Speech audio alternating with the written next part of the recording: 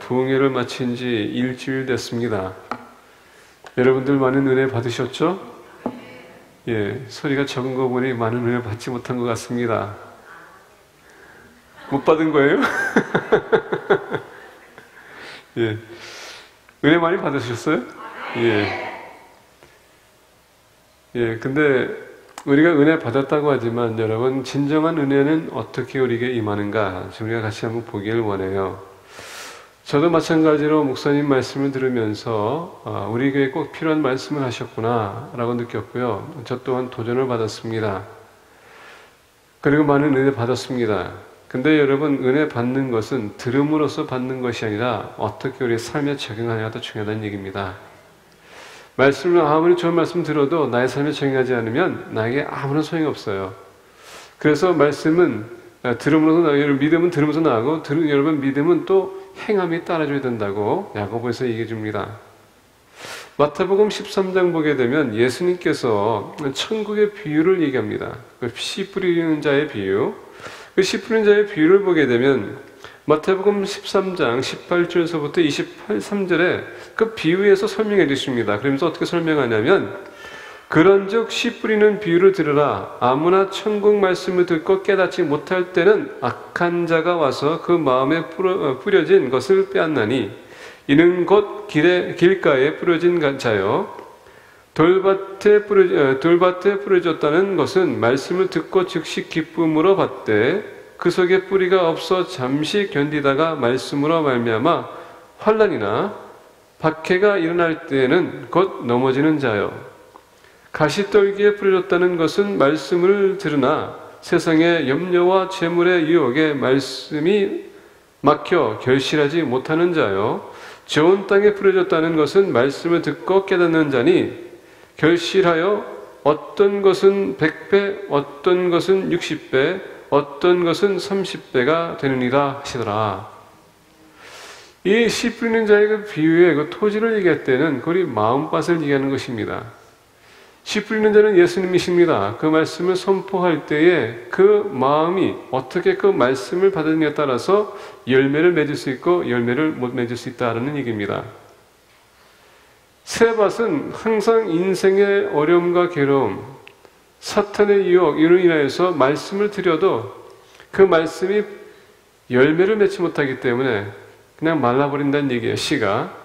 근데 오늘 본 말씀, 마태복음 13장 23절에 좋은 땅에 뿌려졌다는 것은 좋은 땅, 그 말씀을 쭉 받아들여서 거기에서 싹이 트기 시작하면서 열매가 나오기 시작합니다. 다시 얘기한다면 우리 마음의 자세가 중요하다는 얘기예요. 그것을 받아들이면은 그 받아들이는 대로 우리가 그것을 우리가 우리 몸에 흡수해서 우리의 삶에 나타나게 되면 열매를 많이 맺을 수 있다는 얘기입니다. 근데 23절에 보게 되면 좋은 땅에 뿌려졌다는 것은 말씀을 듣고 깨닫는 자니라고 합니다. 여기서 깨닫는다라는 단어를 보게 되면 무슨 뜻이냐면, 이 말씀을 들었을 때 그 말씀에 대한 모든 정보, 그 말씀에 대한 모든 정보 내가 다 수습해서 그것을 내가 모아가지고 그거에 의해서 내가 이해를 한다는 얘기입니다. 아, 이게 이런 뜻이구나. 다시 얘기한다면 하나님의 말씀을 듣는 데서 끝나는 것이 아니라 그 말씀이 나에게 무슨 의미를 주는가, 그만큼 여러분들도 연구를 해야 된다는 얘기예요. 예수님께서 오셔서 말씀을 가르쳤을 때에는 특히 비유를 말씀하신 것은 그 비유를 통하여서 주님은 너희들이 이 말씀의 그 의미를 깨우침 받으라, 이 얘기입니다. 그러면 깨우침 받는다는 것은 내가 뭔가를 하기 위해서, 여러분 요새는 스마트폰이 요새 유행입니다. 그렇죠? 그 스마트폰을 사용하기 위해서 그냥 꺼내는 순간에 사용할 수 없어요. 맨유를 보고서 여러분들이 하나씩 시도해야 됩니다. 맨유이 없으면은 아마 배우는데 그만큼 더 힘들 거예요. 아니면 누군가가 잘하는 사람이 와서 여러분들한테 보여주지 않는 한 그만큼 스마트폰 쓰기는 힘들 거예요. 이와 같이 누군가가 와서 정보를 저희한테 제시해주고 그 정보를 내가 듣는 순간에, 아니면 내가 관찰하는 순간에, 연구하는 순간에 내가 지금 깨우침이 오기 시작합니다. 아, 깨달음이 오는 거예요. 깨달음이 오면 어떻게 됩니까? 앞으로 내 스스로가 그 스마트폰을 사용할 수 있다는 얘기예요. 그래서 여기서 깨닫심 받는다는 것은 무슨 뜻이냐면은 내가 모든 정보를 얻어서 내가 그 삶에 맞는 합당한 삶을 살기 위해서 적용한다는 뜻을 갖고 있어요. 그동안 본 말씀 보게 되면, 그래서 23절 보게 되면, 좋은 땅에 뿌려졌다는 것은 말씀을 듣고 깨닫는 자니 결실하여 어떤 것은 100배, 어떤 것은 60배, 어떤 것은 30배가 되느니라 하시니라. 우리가 부흥을 통해서 많은 말씀을 들었지만은 여러분들의 마음밭이 어떻게 따라서 그게 100배가 여러분 100배의 그 삶이 결실할 수 있는 것이고요, 60배, 30배가 될 수 있다는 얘기입니다. 자, 제가 여러분들에게 여쭤보겠습니다. 부흥의 때에 박성규 목사님이 설교한 것 여러분 몇 프로 기억하고 계십니까? 예, 고개 흔드시는 분 계세요. 예, 지금 기억이 안 난다. 예, 참석하지 않은 분은 듣지 못했기 때문에 거기에서 별로 이렇게 우리가 답변할 수는 없어요. 근데 참석하신 분들은 여러분들이 그 말씀을 들었을 때 몇 프로 여러분들 것을 기억하고 계십니까? 그게 마음 자세예요. 깨닫다는 것은 내가 거기서 그 말씀이 나에게 정말 필요한가, 그 말씀 필요한 것은 내가 계속 받아들이는 것입니다. 거기에 따라서 여러분들이 100배, 60배, 30배를 여러분들이 결심하는 것입니다. 그래서 은혜 받았다는 것은 그냥 듣는 데서 끝나는 것이 아니라 내가 은혜 받았다면 그 반드시 내 삶에게 적용이 돼야 돼요. 그럴 때 여러분들의 삶에 열매를 맺을 수 있는 것입니다. 우리가 보면 예수님께서는 이 천국 비유를 가리키면서 제자들한테 계속 얘기합니다. 너희들의 마음이 어떤 마음이냐? 좋은 땅이냐? 아니면은 그 전에 세 가지 땅이냐? 너희들에서 받아들였다면 반드시 이런 열매가 나타나야 되는 것이다 하고 주님께서는 그들에게 깨우침을 드리는 시간입니다. 오늘 함께 본 말씀 보게 되면 느헤미야가 이스라엘 백성에 대해 느헤미야는 지금 아르닥스다 그 왕의 지금 술관에 있었습니다. 자, 술관으로서 지금 그는 바벨론에 있었습니다. 바사에 있었어요. 지금 바사의 그때입니다. 바사에 있었습니다. 그러면서 그가 술관원으로서 왕을 수종들고 있었었는데 그때 마침내 예루살렘에서 그의 형제 하나니가 옵니다. 그 하나니에게 물어봅니다. 예루살렘 성전이 지금 어떻게 돼가느냐? 왜냐하면 느헤미야가 있었을 때에 여러분 고레스 왕, 바사 왕 고레스가 이스라엘 백성들에게 예루살렘에 돌아가서 하나님의 성전을 다시 건축하라고 합니다. 자, 건축하는 이제 2차 이제 사람들이 이제 출애굽했습니다. 그래서 예루살렘 돌아갔어요. 프로자였던 사람들이. 그러면서 하나님의 성전을 짓기 시작합니다. 그래서 이제 그것을 이제 거기 짓는 과정에서 하나니가 이제 바사로 다시 돌아왔습니다. 그래서 이제 느헤미야가 물어봅니다. 도대체 지금 그 건축이 어떻게 진행되고 있느냐 그랬더니 하는 얘기가 건축은 하고 있었는데 지금 계속 적들이 계속 공격하고 있고 파괴되면서 지금 불이 타고 있다. 느헤미야는 이 얘기를 들으면서 너무나도 마음이 아파했어요. 하나님의 성전이 세워져야 될 텐데 아직도 적으로 인하여서 공격을 받아 성전이 완공되고 있지 않구나. 그러니까 우리가 에스라와 느헤미야를 보게 되면 에스라와 느헤미야는 성전을 재건하는 것인데 다시 얘기한다면 우리의 믿음을 다시 재건하라는 그런 의미에서 쓰여진 것입니다. 우리의 믿음이 다시 성장해야 된다. 다시 얘기한다면 우리의 믿음을 우리가 믿음을 다시 재건하게 되면 너희들이 영적 부흥이 있을 것이다. 이것을 강조하기 위해서 에스라와 느헤미야가 우리에게 써진 것입니다. 자, 그래서 느헤미야는 그 얘기를 듣는 순간에 통곡합니다. 그리고 회개해요. 무슨 회개냐면은 조상들의 그 믿음, 그들이 하나님 믿지 않았던 것, 그것을 바라보면서 조상들이 지은 자가 있다면 그것을 위해서 걔가 느헤미야가 거기에 대한 하나님 앞에 사죄를 구합니다.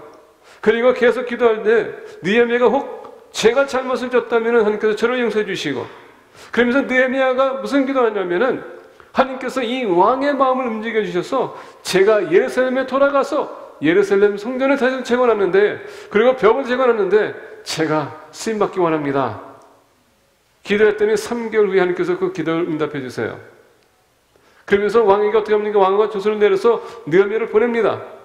그리고 느헤미야 갈 때 왕은 어떡합니까? 예루살렘 성벽을 다시 재건하기 위해서 모든 재료를 다 제공하면서 오히려 군사들도 동원해서 보내줍니다.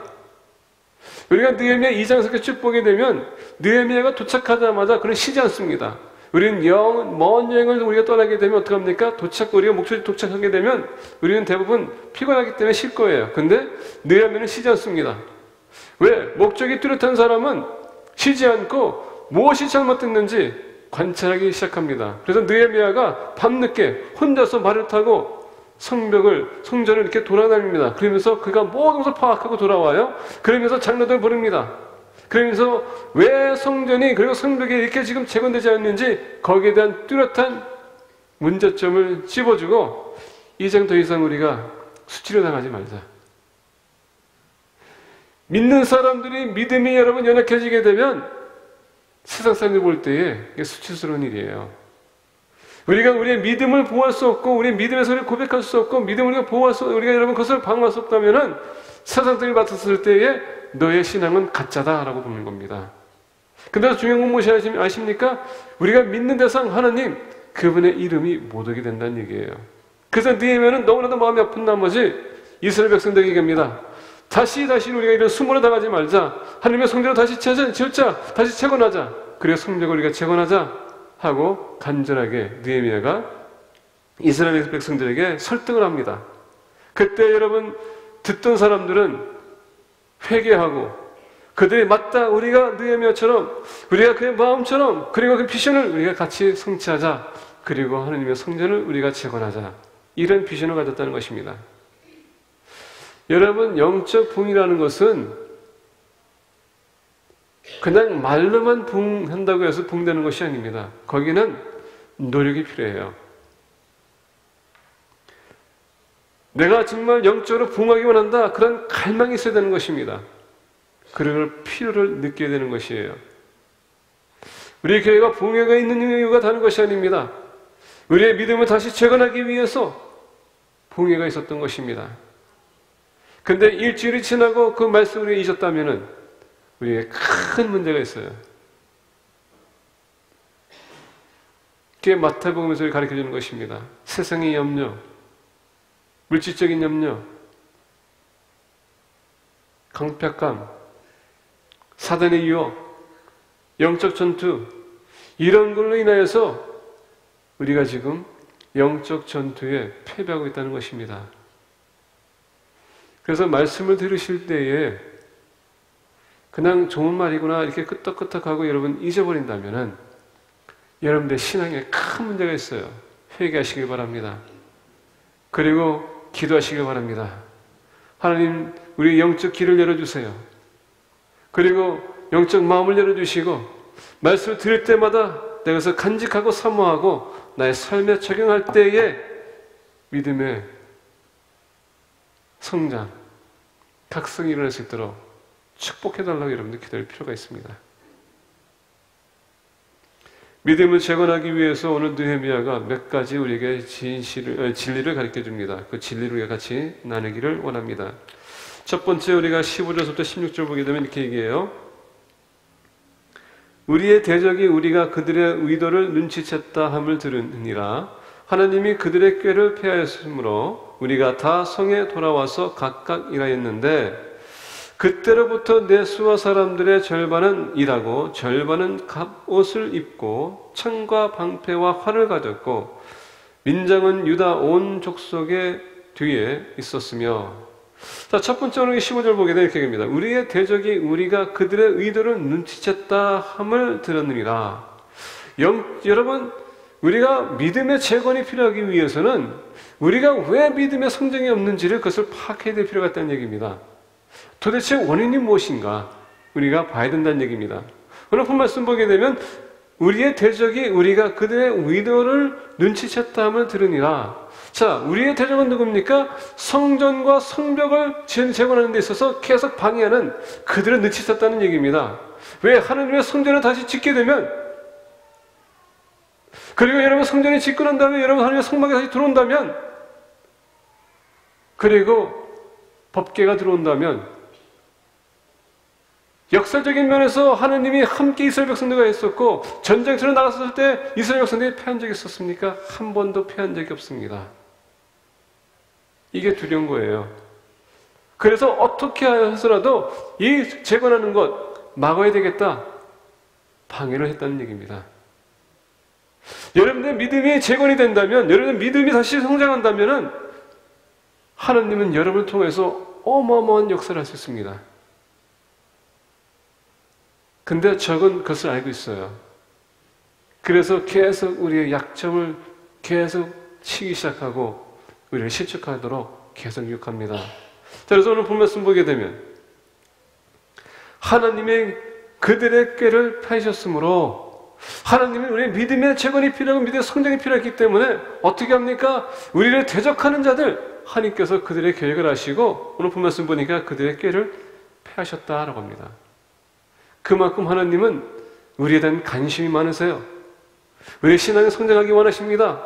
우리의 믿음이 여러분 더욱더 성장해서 주님의 영광을 위해서 도구로 삼기 원하십니다. 근데 거기에 방해자가 있다면 하나님께서는 반드시 거기에 방해하는 자를 주님께서 폐하실 거라는 얘기입니다. 에베소서 6장 10절부터 13절 보게 되면 이건 반드시 영적 전투이기 때문에 영적 전투에 필요한 것이 있다고 합니다. 그것은 뭡니까? 하느님의 전신갑주라는 것입니다. 그들아 너희가 주 안에서와 그의 힘의 능력으로 강건하여지고 마귀의 관계를 능히 대적하기 위하여 하느님의 전신갑주를 입으라. 우리의 씨름은 혈과 육을 상대하는 것이 아니요 통치자들과 권세들과 이 어둠의 세상 주관자들과 하늘에 있는 악의 영들을 상대함이라. 그러므로 하나님의 전신갑주를 취하라.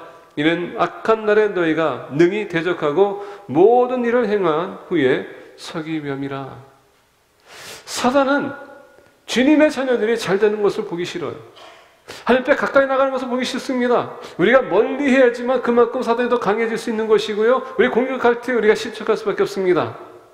그래서 우리가 하나님의 전신갑주를 입게 되면 그만큼 사단의 우리가 꾀를 알고 있습니다. 그리고 그 모든 화살을 우리가 막아낼 수 있습니다. 그래서 하나님께서는 우리에게 얘기합니다. 이 전신갑주를 입으라.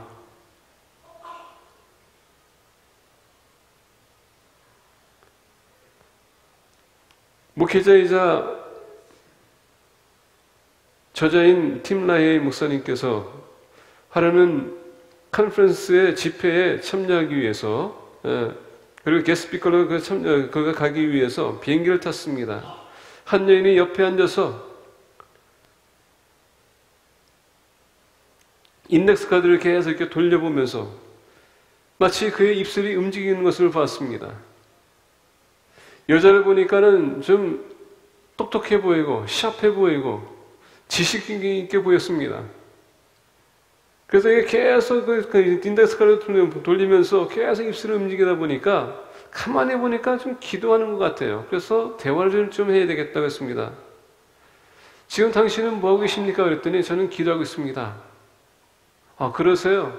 이 팀라이의 목사님은 이 여인이 기독교인인 줄 알고 이제 관심이 호감이 갔습니다. 그래서 무슨 기도하고 계십니까? 그랬더니 지금 저는 이 인덱스 카드를 보면서 기도하고 있는데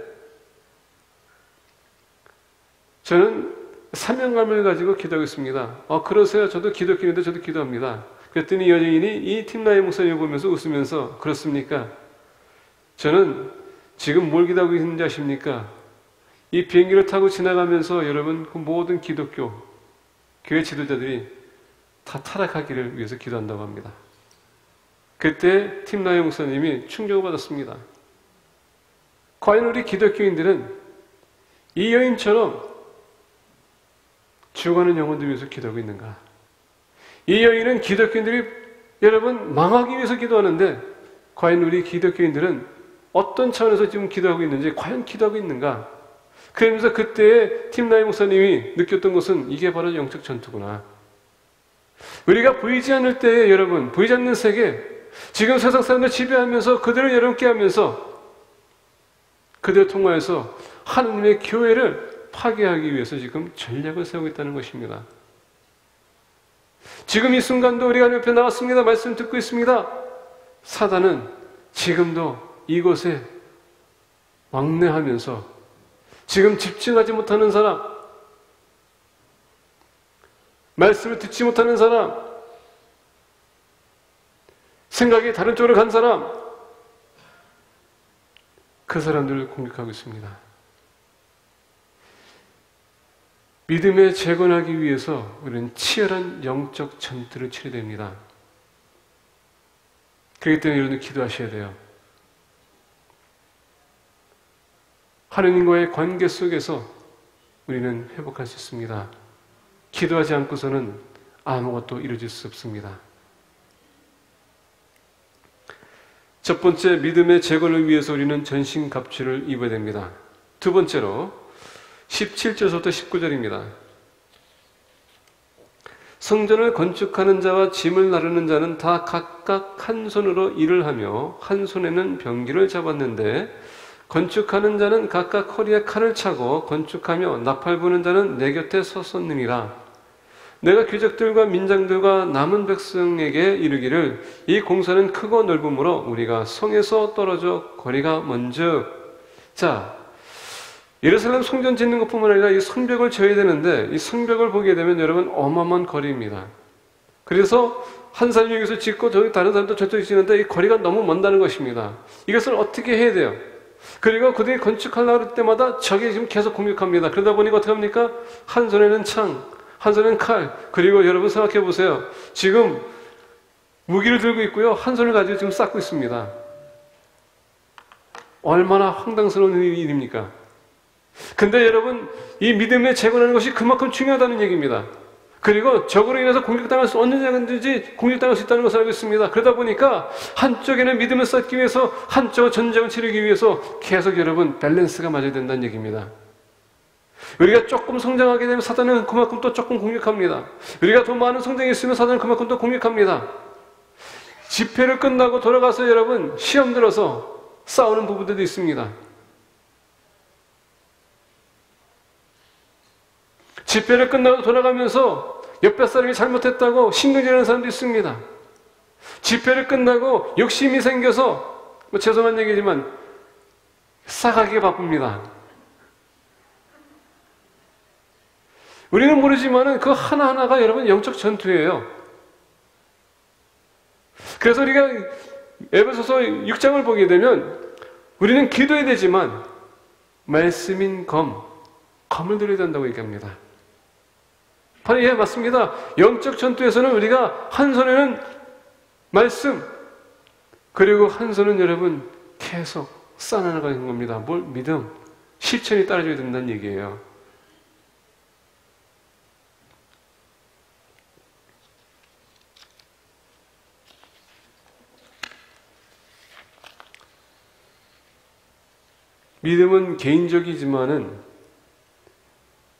믿음은 개인적이지만은 영적 성장은 공동체의 역할입니다. 믿음은 나와 하느님의 개인적인 것이지만은 내 믿음이 성장하기 위해서는 나 혼자 하기는 힘들다는 얘기예요. 그렇기 때문에 우리 형제자매, 나보다 신앙이 좀 더 나으신 분들이 계속 그 사람을 붙들어줘야 된다는 얘기입니다. 그래서 우리가 고린도전서 보게 되면 3장 4절부터 9절에 이렇게 얘기합니다. 어떤 이는 말하되 나는 바울에게라 하고 다른 이는 나를 아볼로에게라 하니 너희가 육의 사람이 아니리요. 이런즉 아볼로는 무엇이며 바울은 무엇이냐? 그들은 주께서 각각 주신 대로 너희로 하여금 믿게 한 사역자들이니라. 나는 심었고 아볼로는 물을 주었으되 오직 하나님께서 자라나게 하셨나니 그런즉 심은 이나 물 주는 이는 아무것도 아니로되 오직 자라게 하신 이는 하나님뿐이니라. 심는 이와 물 주는 이는 한 가지이나 각각 자기가 일한 대로 자기의 상을 받으리라. 우리는 하나님의 동역자들이요 너희는 하나님의 밭이요 하나님의 집이니라. 자, 오늘 본 말씀 보게 되면 고린도전서 보게 되면 지금 고린도 교회에 지금 분란이 있었어요. 무슨 분란이 있었냐면은 어떤 사람은 사도 바울의 가르침이 너무 좋았고 어떤 사람은 아볼로의 말씀이 너무나도 훌륭했기 때문에 그리고 너무나도 달콤하기 때문에 아볼로가 좋았습니다. 어떤 사람들은요 가이바입니다. 가이바는 누구였습니까? 예수님의 제자 중에서 그 대빵. 그 어떤 사람들은 그래서 다 사람들에게 필요 없다. 나는 주님이 최고다. 이런 사람이 있었어요.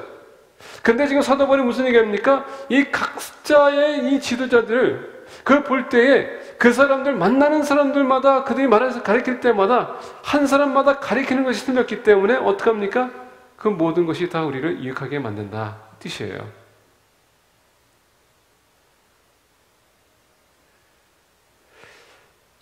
우리는 협력이 필요하다는 것입니다. 한 영혼을 위해서 그분의 성장을, 믿음의 성장을 위해서 우리는 계속 서포트해줘야 돼요.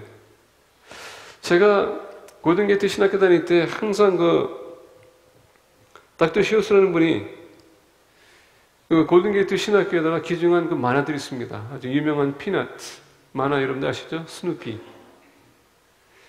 스누피 그 만화를 보게 되면 루시하고 루니스라는 형제 자매가 있어요. 항상 둘이 티격태격 싸웁니다. 그리고 항상 루니스는 루시한테 매맞아요. 엄청나게 터집니다. 그 만화 볼 때마다 참 루니스가 참 불쌍해.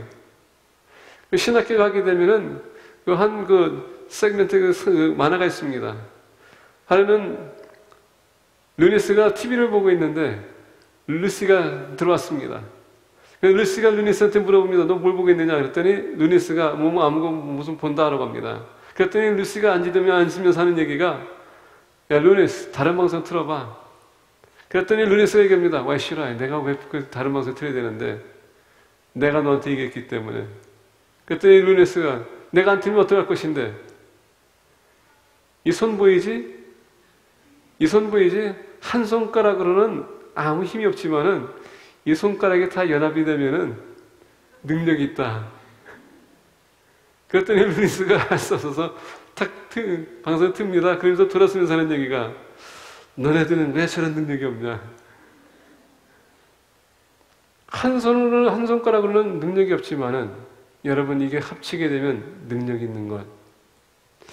혼자서는 힘들지만은 우리가 같이 협력한다면은 믿음 재건하는 것 시간 문제예요. 그래서 여러분들의 협력이 필요하다는 것입니다. 만약에 여러분들이 이 지난주에 우리 부흥회에 있었을 때 말씀을 들었음에도 불구하고 기억이 안 난다면은 기억나는 사람이 어떻게 됩니까? 기억이 안 나는 사람들에게 계속 목사님께서 이런 말씀하지 않습니까? 이럴 때는 기도해야 됩니다. 이럴 때는 이렇게 헌신해야 됩니다. 우리는 계속 제안을 해야 된다는 얘기예요. 한 사람으로는 기억하기 힘들지만은 여러 사람이 조금씩 기억한 것을 고백하게 되면 그만큼 더 풍성해지는 것입니다. 그런데 전사님한테 얘기하시는데 빨리 CD 준비하셔서 받아가실 분들 받아가시도록 해주시면 좋겠습니다. 맞습니다. 우리 신앙은 개인적인 거지만은 우리의 믿음의 성장은 우리가 같이 협력해 나가는 것입니다. 그렇기 때문에 오늘 본 말씀 17절도 29절에서 말씀한 것처럼 우리는 같이 협력해 나가야 되는 것입니다. 세 번째로 믿음의 재건을 위해서 20절입니다. 너희는 어디서든지 나팔소리 듣거든 그리로 모여서 우리에게로 나오라. 어디 있든 너희들이 도와줘라. 그리고 이것은 같이 싸워야 될 일이다. 그리고 같이 재건해야 될 일이다. 그러면서 20절 후반절에 보면 이렇게 얘기합니다. 우리 하나님이 우리를 위하여 싸우시리라 하였느니라. 세 번째 믿음의 재건하기 위해서 필요한 것은 무엇인가? 하나님의 능력이라는 것입니다. 하나님이 우리를 도와주시지 않으면 절대 믿음은 성장할 수 없습니다. 원래 많은 분들이 교회 나오지만은 주님에 대한 관심이 별로 없어요. 내가 좋아하는 사람, 나를 전도한 사람, 교제하기 위해서 사람이 그리워서 나오는 사람도 많아요. 주님을 만나야 되는데 교회 나왔다는 것은 여러분 주님을 만나기 위해서 나온 것인데 그분을 우리가 만나지 못하고 오히려 사람들과 대화하기 바쁘다 돌아가는 사람들 많습니다.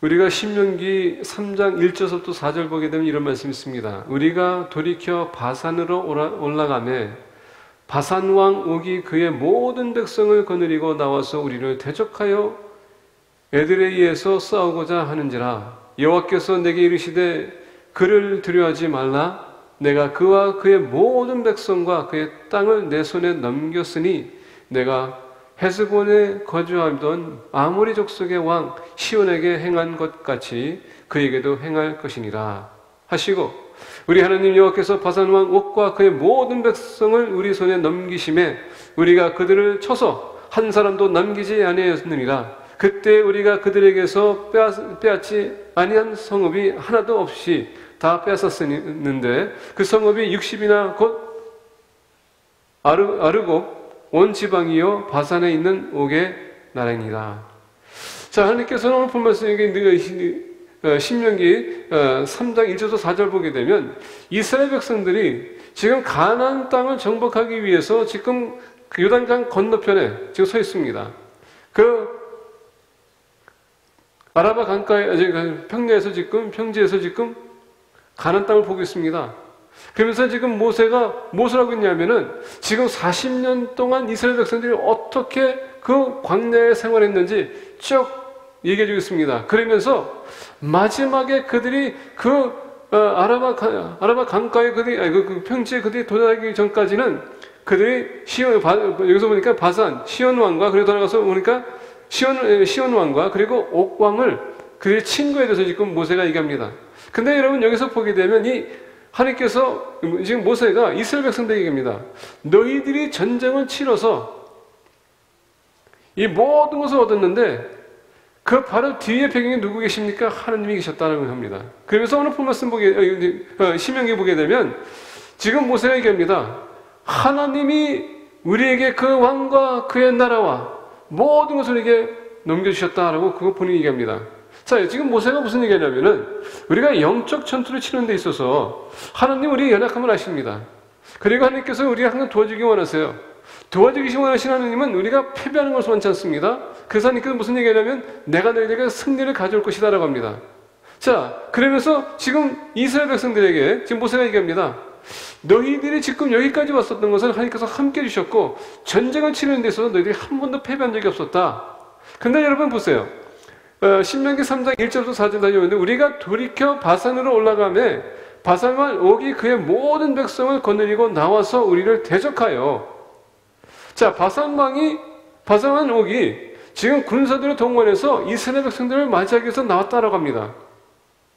근데 여러분 그 나왔다고 했었을 때에 그때 당시에 바산왕 옥은요 말 타고 나갈 수 있어요. 그 마병대가 지금 말 타고 갈 수 있습니다. 근데 모든 여러분 그 군사들 어떻게 합니까? 다 발로 뛰어가야 됩니다. 지금 짧은 거리면 문제가 안 되지만은 하루 거리를 그들이 달려갔다고 합니다. 지금은 뭐 탱크가 있고요, 지프가 있고, 뭐 비행기 있고 다 있으니까 뭐 보낼 수 있습니다. 근데 그때 당시에는 다 뛰어가야 되는 겁니다. 생각해보세요. 완전 무장하고 그들이 그들이 치르기 위해서 지금 적이 있는 곳으로 달려가고 있습니다. 하나님은 이스라엘 백성들에게 벌써 이미 이긴 싸움을 주신 거예요. 왜? 이스라엘 백성들은 그들이 오기를 기다린 겁니다. 그들은 쉴 때를 쉬었어요. 전쟁을 치르기 위해서 벌써 이미 완전 그들은 힘을 얻었다는 얘기입니다. 새 힘을 얻었어요. 근데 이들은 지금 달려가고 있습니다. 자, 전쟁터에 그들이 이제 맞이했습니다. 근데 전쟁을 싸워야 될 텐데 이미 옥의 군사들은 벌써 이미 지쳐 있는 것입니다. 하나님은요 지혜로우신 분이세요. 우리가 우리 적에 싸우게 할 때에 우리는 여러분 하나님께서는 새 힘을 주시지만은 적이 우리를 공격하기 위해서 모든 전략을 다 동원해야 되거든요. 그만큼 힘을 뺀다는 얘기예요. 우리는 그래서 오늘 이게 신명기에 보게 되면 하나님께서 그들을 이스라엘 백성들에 손에 줬다는 것은 하나님이 그들을 이길 수 있도록 역사했다는 얘기입니다. 맞습니다. 하나님은 전능하신 하나님이세요. 전지하신 하나님이십니다. 그리고 현존하신 하나님이세요. 하나님은 어디든 다 계십니다. 그리고 전지하신 하나님이시기 때문에 적의 생각도 알고 우리 생각도 알고요. 적의 전략도 알고 우리 전략도 압니다. 하나님께서는 그 모든 것을 여러분 플러스 마이너스 합니다. 그리고 우리에게 유리하게 하나님께서는 모든 상황을 돌이키시는 얘기입니다. 그래서 오늘 말씀 보게 되면 우리 하나님이 우리를 위하여 싸우시리라 했느니라. Our God will fight for us. 우리가 싸울 것이 아니라 하나님이 이 믿음을 재건하라고 했기 때문에 우리가 재건하기까지 하나님께서 우리 대신 싸워줄 것이다. 그렇기 때문에 믿음 생활하는 데 있어서 여러분도 혼자 하려고 하지 마십시오. 예배 나오는 게 이렇게 힘들고 기도하는 것이 이렇게 힘드십니까? 여러분 기도하세요. 하느님은 여러분들 안에 계십니다. 성령님이 여러분들 내자십니다. 성령님께서 여러분들 그런 능력을 주십니다. 성령님이 움직이시게 되면 여러분 우리도 따라 움직일 수 있는 것입니다. 어떤 어린아이가 비행기를 타고 할아버지네 집에 가고 있었습니다. 마침내 신학교 교수님께서 그 어린아이 옆에 앉아서 신문을 보고 있었습니다.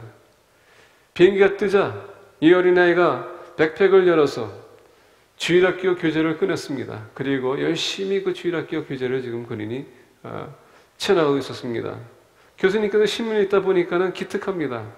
아이가 혼자 여행하고 있는데 그래도 주일학교 교재는 본인이 가져와서 숙제를 한다는 거 보니까 너무나도 신기하고, 그래서 그 어린아이한테 물어봤습니다. 너 뭐하냐 그랬더니 I'm just finishing up my Sunday school work. 주일학교 교재를 지금 끝내고 있습니다. 그러냐고. 그러면서 이제 장난기가 이제 교수님께서 이제 생겨가지고 물어봤습니다. 얘야, 너 하나님이 한 가지 할 수 있는 것을 얘기해 줄 수 있겠냐? 그러면 내가 이 애플을 줄게. 그랬더니 그 어린아이가 딱 보더니 한번 이렇게 훑어보더니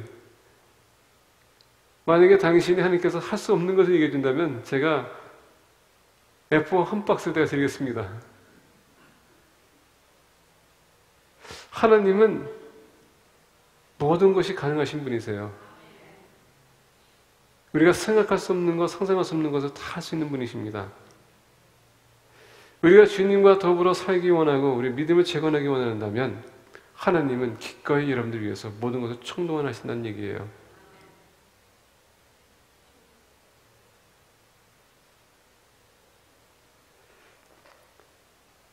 우리 하나님이 우리를 위하여 싸우시리라. 믿음 생활은 힘들고 합니다.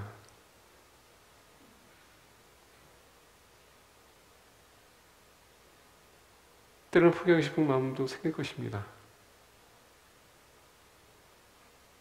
근데 우리의 영생이 달려 있습니다.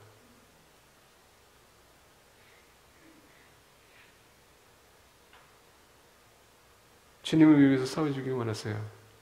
왜? 여러분들 승리해야 되기 때문에. 참된 부흥은 여러분들이 주님을 바라보고 그분을 의지하고 그분에게 간절하게 구할 때에 이루어질 수 있는 것입니다.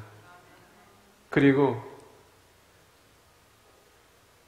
말씀을 듣는 순간에 이런 삶에 적용해야 돼요.